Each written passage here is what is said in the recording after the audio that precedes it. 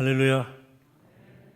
코로나 상황에서 사람들은 많은 질문을 던졌습니다. 코로나가 우리에게 무엇을 의미하는지, 코로나 이후의 삶은 어떻게 달라질 것인지에 대해서 많은 물음을 던졌습니다. 문명사적 전환기란 말도 썼습니다. 그래서 인류에게 큰 변화가 오는 시기라는 뜻이기도 했습니다. 그런데 요즘에 백신 개발의 반가운 소식을 접하면서 조금 우려가 생기는 것은 사람들이 단지 백신만을 기다리고 있는 것이 아닌가 하는 것입니다. 새로운 일상이 오면 하나님의 창조 질서에 순응하는 새 삶을 살아야 되겠다고는 다짐보다도 백신 빨리 나오면 그것을 통해서 이전의 일상으로 돌아가고 싶다고 하는 열망이 더 강한 것 같다 하는 생각입니다. 무엇보다 백신이 나올 경우에 미국과 유럽 등 경제력이 강한 선진국들이 우선적으로 차지할 것이라고 하는 우려입니다. 백신 보급에 부익부, 빈익빈 현상이 올 것이라고 하는 우려죠. 그렇게 되면 코로나가 인류에게 주는 교훈, 즉 공존, 공생, 상생의 교훈은 실종되는 것입니다. 코로나가 아무런 교훈도 주지 못한 것입니다. 백신이 나오더라도 인류가 함께 좀 골고루 나누는 길을 좀 찾았으면 좋겠다 하는 생각입니다. 또한 우리 신앙인들도 이 코로나 상황에서 수많은 물음을 던졌었죠. 믿음에 대해서, 예배에 대해서 많은 물음을 던지고 있습니다. 특별히 예배당에서 예배를 못 드리는 일들이 반복되면서 또 온라인 예배를 드리는 상황이 지속되면서 예배란 무엇인가에 대한 많은 물음이 있었습니다. 이런 상황 가운데 가장 많이 주목받는 본문이 오늘 본문입니다. 요한복음 본문이죠. 21절입니다. 이 산에서도 말고 예루살렘에서도 말고 너희가 아버지께 예배할 때가 이르니라. 이 구절하고요. 23절에 아버지께 참되게 예배하는 자들은 영과 진리로 예배할 때가 오나니 곧 이때라. 아버지께서는 자기에게 이렇게 예배하는 자들을 찾으시느니라. 하나님은 영이시니 예배하는 자가 영과 진리로 예배할지니라. 이 말씀이 조명되면서 하나님은 무소부지하신 분이니까 예배는 장소의 문제가 아니고 태도의 문제라고 하는 말들이 많이 무성히 나왔습니다. 맞는 말씀입니다. 어디에서 예배하는가 보다 더 중요한 것은 어떻게 예배하는가이죠. 이 말씀은 보다 더 깊은 의미가 들어 있습니다. 오늘 그 말씀을 묵상하려고 그럽니다. 오늘 본 말씀은 사마리아 여인과 예수님께서 나눈 두 번째 대화 부분입니다. 지난 주일 나눈 첫 번째 대화 부분은 인간의 목마름, 인간의 영적 갈망에 대해서 나눈 대화였다면 오늘의 대화는 참된 예배에 그 포커스가 맞춰져 있습니다. 자세히 들여다보면 그런데 이 대화는 첫 번째 대화의 주제와 깊은 연관성이 있습니다. 인간의 목마름과 영적 갈망은 결국 올바른 예배를 통해서 채워질 수 있기 때문에 그렇습니다. 따라서 우리는 오늘 참된 예배에 대한 예수님의 핵심적 레슨을 함께 배우려고 합니다. 사마리아 여인과 예수님의 대화는 상식적으로 전개되지 않습니다. 약간 대화가 헛바퀴 도는 것처럼 주제가 조금 이렇게 포커싱이 자꾸 바뀌는 그런 느낌을 받습니다. 매끄럽게 이어지질 않는다 그 말이에요. 사마리아 여인의 영혼의 목마름을 주목하신 주님께서는 그녀의 실존적 문제 핵심에 접근하십니다. 남편 얘기를 꺼내는 거예요. 그리고 영혼이 목마르지 않은 생수 이야기를 하십니다. 그러나 이 여인은 주님께서 자신의 삶의 깊은 문제에 접근해 들어오니까 대화의 주제를 갑자기 예배의 문제로 바꿉니다. 그러나 주님은 이 여인이 묻는 대로 대화의 주제를 바꾸어 주셔요. 흐름을 그냥 그녀의 흐름을 따라가서요. 우린 여기서 이 사마리아 여인을 대하는 주님의 배려를 알 수 있습니다. 이 여인의 사정과 관심을 중심으로 대화를 계속 이어가시고 물꼬를 터가시는 거죠. 우린 여기서 좋은 전도자의 태도를 또한 배우게 됩니다. 그것은 그가 누구이든 그를 배려하고 그를 존중하고 그 중심으로 대화해 가는 것입니다. 먼저 오늘 대화의 앞부분을 보는데요. 예수님이 사마리아 여인에게 다짜고짜 남편을 불러라고 그러셨어요. 남편을 데려오라. 여자가 당황을 했습니다. 남편이 없다. 예수님께서 살짝 비틀어서 말씀하십니다. 그래, 이전에 남편 5명이나 있었지. 그런데 지금 사는 남자도 남편이 아니니까, 다 기둥이니까 남편이 없다는 말이 맞다. 이쯤 되니까 여자가 매우 당황스러웠어요. 약간 멘붕도 왔을 거예요. 이 사람 뭐지? 내 뒷조사 다 해봤나? 아니면 사람을 꿰뚫어보는 관심법을 쓰나? 이게 뭐지? 하는 생각이 들었을 거예요. 예수님과 사마리아 여인과의 대화를 요약하면 자기를 감추려는 사람과 모든 것을 아시는 분의 대화입니다. 여기 예배에 중요한 전제 하나가 들어있어요. 우린 하나님을 믿는다고 하면서도 하나님을 마치 전기 스위치처럼 껐다 켰다를 반복합니다. 네. 껐다 켰다를 반복해요. 온오프를 반복해요. 어떤 때는 꺼버리고 어떤 때는 켜둡니다. 일상생활 할 때는 완전히 꺼놔요. 교회 오거나 예배 시간 되면 잠깐 켜둡니다. 온 해놓죠. 일이 잘 풀려나가면 그냥 꺼요. 위기가 찾아올 때 서둘러 켜죠. 평상시에는 주님께 자기의 삶을 감춰요, 완전히. 자기의 죄성, 연약함과 부끄러움을 드러내려 하지 않습니다. 그럴 수 있다고 생각하는 거예요. 그러나 영신 하나님 앞에서 그것은 불가능한 일인데도 불구하고 그렇게 한다 이거죠. 여러분, 진정한 예배자가 되려면, 참된 신앙이 되려면 내 모든 것을 아시는 영이신 하나님 앞에 내가 그분이 내 앞에 서 계시다 생각하고 살아가는 태도가 필요하죠. 우린 종종 사마리아 여인처럼 내 모든 것을 아시는 분 앞에서 감춰요. 모르실 거야 아마. 내 깊이 숨겨둔 잘못, 은밀한 나의 생각은 모르실 거야. 그렇게 행동한다 그 말이죠. 내 좌절과 슬픔, 내 꿈과 야망은 모르실 거야. 이렇게 우리는 자주 삶 가운데서 주님을 꺼두어요. 주님을 제쳐둬요. 주님은 모르실 거라고 전제하고 살아갑니다. 어마어마한 착각이죠. 엄청난 착오죠. 제대로 믿을 수가 없죠, 예수님을. 그러면 바르게 예배할 수가 없습니다. 주님 앞에 내 어떤 부분은 감출 수 있고 주님은 나에 대해서 잘 모르실 거라고 생각하면 결코 예배가 가능하지 않습니다. 여러분, 주님이 지금 나에 대해서 모르는 것이 계시다면 그분이 나의 주님이 될 수 있겠습니까? 여러분, 예배란 나의 모든 것을 아시는 분 앞에 앉아 있는 거고 내 모든 것을 아시는 분 앞에서 살아가는 거예요. 그게 삶의 예배예요. 어쨌든 본문의 여인은 자기의 모든 것을 아시는 분 앞에서 남편이 없다 그랬다가 들통이 나니까 화제를 딴 데로 돌렸어요. 사실은 연결되는 화제긴 화제인데요.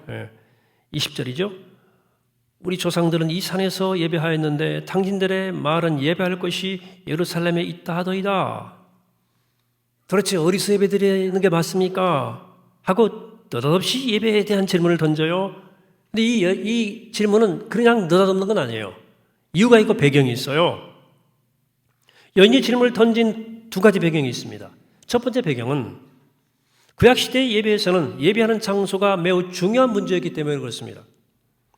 모세가 이스라엘 백성들에게 말했습니다. 신명기 12장에서 오직 너희의 하나님 여호와께서 자기 이름을 두시려고 너희 모든 지파 중에서 택하신 곳인 그 계실 곳으로 찾아 나가서 너희 번제와 너희 제물과 너희 11조와 너희 손의 거제와 너희 소원제와 낙헌 예물과 너희 소나와 양의 처음 난 것들을 너희는 거리로 가져가다가 드리고, 하나님께서 모세를 통해서 이렇게 말씀했기 때문에 어디에 예배하느냐 하는 문제는 이스라엘 백성들에게 매우 중요한 문제였어요. 이 문제에 대해서 사마리아 사람과 유대인의 견해가 달랐다는 거죠. 여러분, 솔로몬 왕 이후에 르호보암 왕이 되면서 남과 북이 분열되죠. 북쪽이 여로보암 중심으로 해서 반란 일으켜서 10개 지파가 떨어져 나가죠. 그래서 북이스라엘, 남유다가 되지 않습니까? 그리고 북이스라엘은 사마리아를 수도로 삼습니다. 근데 문제는 중요한 절기 때가 되면 제사를 드리러 백성들이 다 예루살렘 남쪽으로 내려가야 돼요. 이건 단지 종교적 이유만이 아니라 사회정치적으로 매우 껄끄러운 문제가 발생한 거죠. 북이스라엘 입장에서는. 그래서 사마리아 사람들은 북이스라엘이죠. 여호수아가 옛날에 그리심산과 에발산 앞에 서서 율법을 읽고 낭독하고 백성들에게 결단을 요청한 그 사건을 기억하고 조상 때부터 축복의 산이라고 생각했던 북쪽의 그리심산을 거룩한 산이라 여기고 그리심산에서 하나님을 예배하게 됐어요. 반면에 유대인들은 하나님이 다윗에게 말씀했거든요. 역대하에서 내가 내 백성을 애굽 땅에서 인도하여 낸 날부터 내 이름을 둘 만한 집을 건축하기 위하여 이스라엘 모든 집파 가운데서 아무 성읍도 택하지 아니하였으며 내 백성 이스라엘의 주권자를 될 사람을 아무도 택하지 아니하였더니 예루살렘을 택하여 내 이름을 거기 두고 또 다윗을 택하여 내 백성 이스라엘을 다스리게 하였노라 하신지라 이렇게 말씀합니다. 사실은 북쪽은 모세 오경밖에서 안 읽습니다. 안 읽었습니다. 어쨌든 그래서 예루살렘에서 예배를 한 거예요. 이처럼 예배 장소에 대한 이해가 완전히 달랐기 때문에 사마리아 여인이 예수님께 물은 거예요. 두 번째 배경은 이 사마리아 여인이 예수님께 하나님께 예배하고 싶은 마음이 일어난 거예요. 여인은 아직 예수님을 그리스도로 정확히 알지 못했지만 자기 모든 아픔과 상처와 죄악을 속속들이 아시는 분을 만나고 나니까 정말 진심으로 자기 죄를 용서받고 하나님께 나아가고 싶다는 열망이 솟구쳐 오른 거예요. 그렇게 하려고 하니까 유대인이거든, 이 사람이. 한 가지가 걸려요. 분명히 모세는 하나님이 택한 곳에서만 예배하라고 했는데 사마리아인과 유대인의 주장이 서로 다르니까 어떻게 해야 됩니까? 어디입니까? 라고 고민돼서 물어본 거예요. 그리심산에서 예배하는 게 이대로 하는 게 옳은지 예루살렘에서 예배하는 게 옳은지 갈피를 못 잡아서 예수님께 물은 겁니다. 문제는 예수님이 여인의 질문을 받고 의외의 답을 하신 거예요. 이 21절에서 여자여 내 말을 믿으라. 이 산에서도 말고 예루살렘에서도 말고 너희가 아버지께 예배할 때가 이르리라. 23절 아버지께 참되게 예배하는 자들은 영과 진리로 예배할 때가 오나니 곧 이때라. 이게 무슨 말입니까? 이해 잘 하셔야 됩니다. 지금까지 드린 예배와 전혀 다른 예배를 드릴 때가 왔다는 말입니다. 예배를 드리는 내용이나 형식에 있어서 혁명적 전환기가 왔다는 얘기예요. 그럼 지금까지 어떻게 예배했나요? 하나님이 디자인한 성막에서 하나님이 정해준 방식대로 예배를 했어요. 구약 예배입니다. 출애굽기에 보시면 하나님이 성막을 이렇게 지으라고 쭉 지시하셨잖아요. 또 레위기 보시면 제사를 이렇게 드리라고 자세히 말씀하셨기 때문에 이스라엘 백성들은 하나님이 말씀하신 대로 성막에서 제사장을 통해서 희생 제물을 바치는 제사를 드렸어요. 아무래서나 자기 마음대로 예배할 수 없었고 하나님이 정한 중앙성소에서 하나님이 말씀하신 방식대로 예배해야 했습니다. 남유다와 북이스라엘로 갈라진 이후에는 제각각 그리심산과 예루살렘의 성전을 세워 제사를 드렸지만 어쨌든 하나님이 정한다고 고백한 성소에서 동물의 피로 희생 제물로 바치는 제사를 드렸어요. 소나 양에게 사람의 죄를 전가시키고 그 동물을 잡아 속죄 제물로 드림으로써 죄 용서 받는 제사를 쭉 드렸습니다. 사마리아 여인 또한 이런 방식으로 예배하는 것을 생각하고 있었던 거예요. 지금 희생제물로 잘 좋은 걸 바쳐서 제사를 통해서 용서받고 싶었던 거예요. 자기 죄에 대해서. 그래서 정성껏 하나님께 예배를 드리고 싶었어요. 예수님께 그 길을 물은 겁니다. 예수님이 전혀 다른 방식의 말씀을 하시는 거예요. 뭐요? 이제는 더 이상 과거 같은 지금 같은 제사가 필요 없다는 거예요. 이제는 영과 진리로 예배할 때가 오기 때문에 더 이상 장소에 매일 필요가 없고 동물의 피에 매일 필요도 없다. 그렇다면 영과 진리로 예배한다는 것은 무슨 뜻입니까? 영은 하나님은 영이시기 때문에 하나님의 영을 가리키는 거예요. 진리는 헬라어로 알레데이아입니다. 이것은 객관적 진리의 실체를 가리키는 말이에요. 알레데이아. 유명한 헬라어입니다. 자, 사랑이다 그러면 사랑의 참 실체가 곧 알레데이아예요. 빛 그러면 그 빛의 참 실체가 알레데이아입니다. 그러니까 여기서 예수님이 말씀한 진리 알레데이아는 지금까지 성전에서 드려왔던 동물 제사의 참 실체를 뜻한다고 이해할 수 있습니다.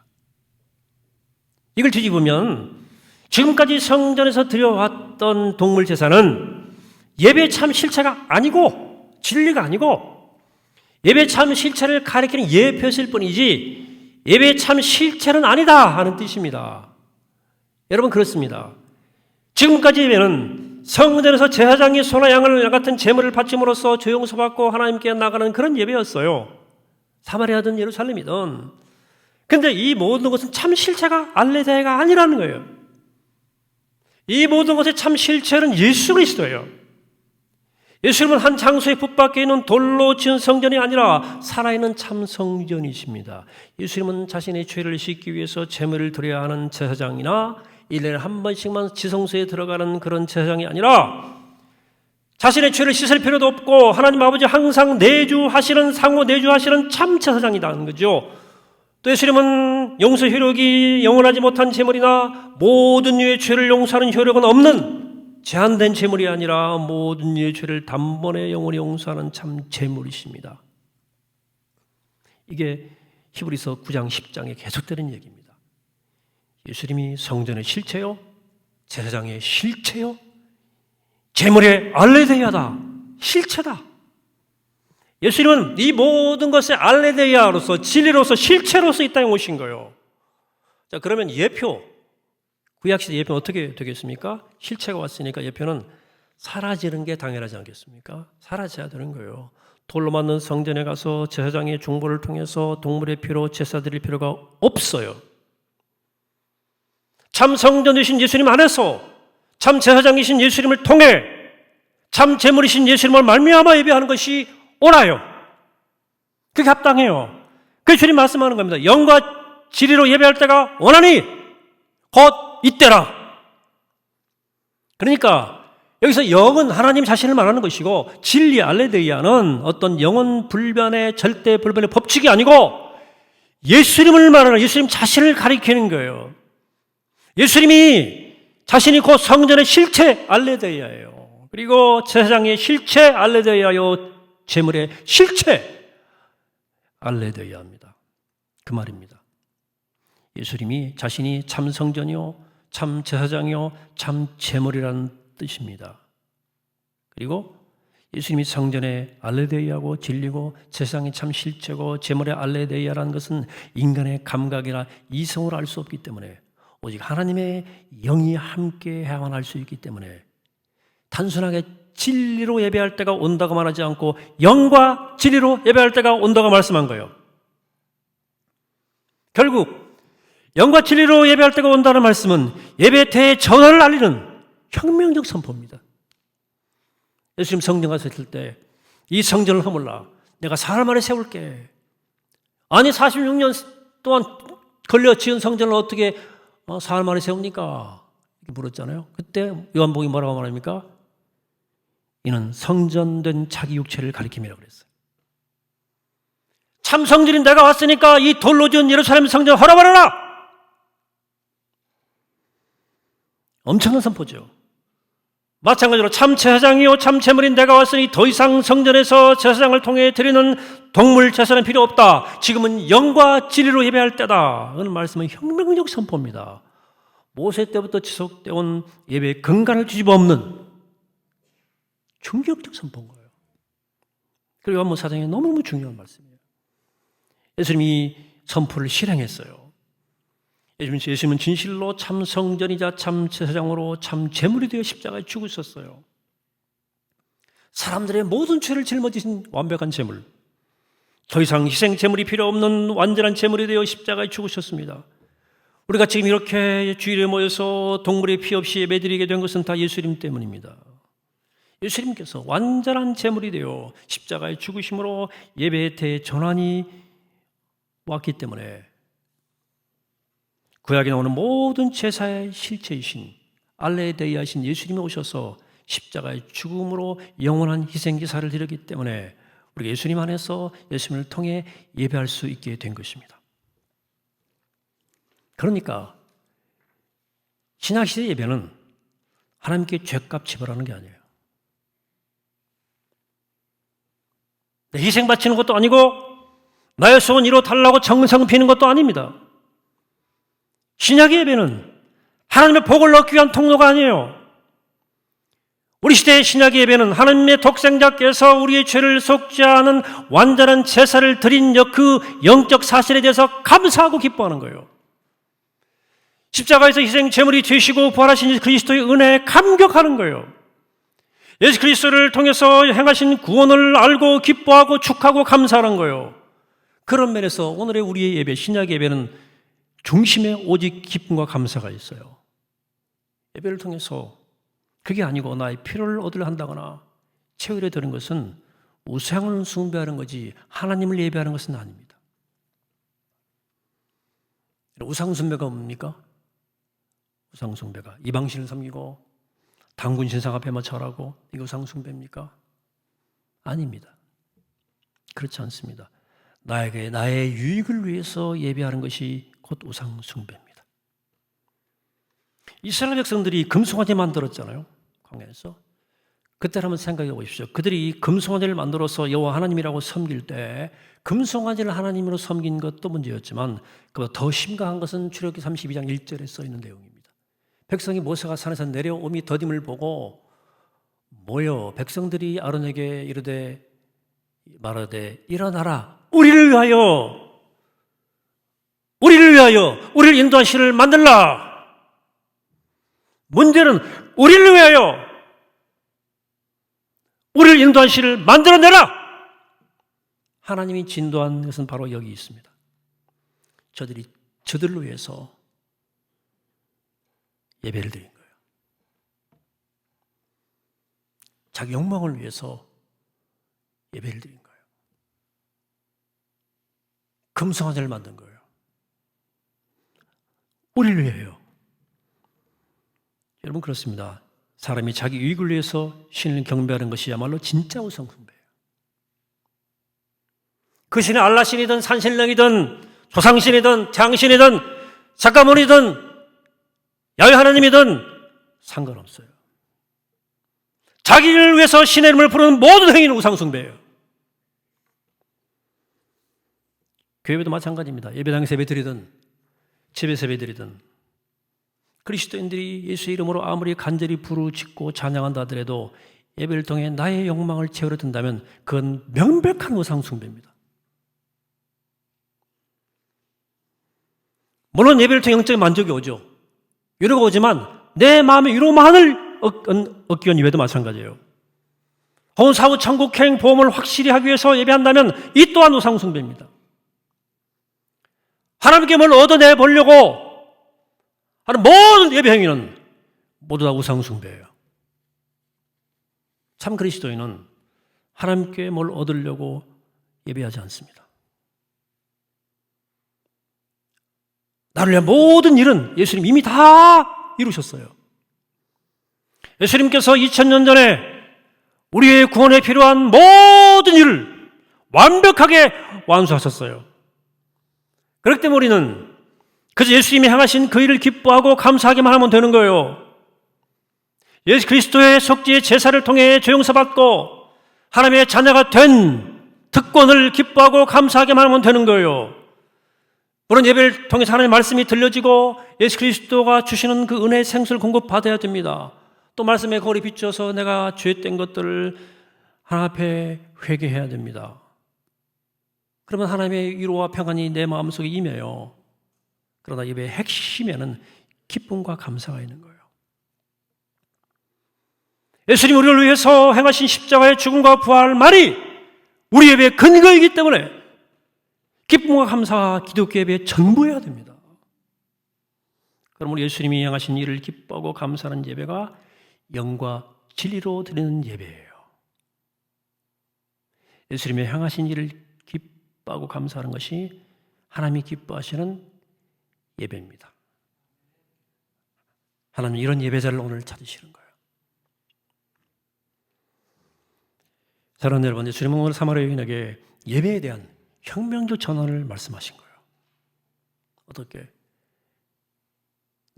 내가 소원하는 바를 얻어내고 성취하기 위해서 예배하는 것이 아니라 하나님 행하신 일을 기뻐하고 감사하는 예배로의 대전환을 말씀하신 거예요. 이게 바로 영과 진리로 예배하는 것입니다. 사랑하는 여러분, 이 산도 아니고 예루살렘도 아니에요. 참 예배는 장소의 문제가 아니에요. 참 예배는 영이신 하나님 안에서, 참 진리신 예수 그리스도 안에서 예배하는 거예요. 영이신 하나님 안에서 참 제물이요 참 제사장이요 참 성전이신 예수 그리스도 안에서 예수 그리스도를 통해 예수로 말미암아 예배하는 것이 영과 진리로 예배하는 예배가 될 줄로 믿습니다. 바라기는 우리가 이렇게 우리 예배가 영과 진리로 예배하는 예배가 되어서 하나님께 연락되고 우리 영이 살아나는 거룩하고 복된 예배가 되기를 이 시간 주의 이름으로 간절히 축원합니다. 하겠습니다.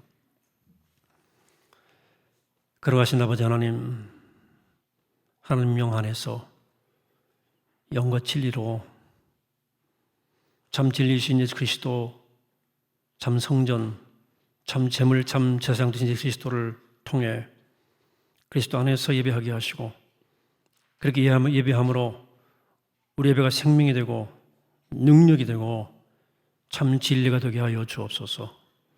오늘 예배하게 하시고 주를 바라보게 하심을 감사드리옵고 십자가의 죽음과 부활을 누리게 하심을 감사드리옵고 우리를 구원하신 예수 그리스도 이름으로 간절히 기도하옵나이다.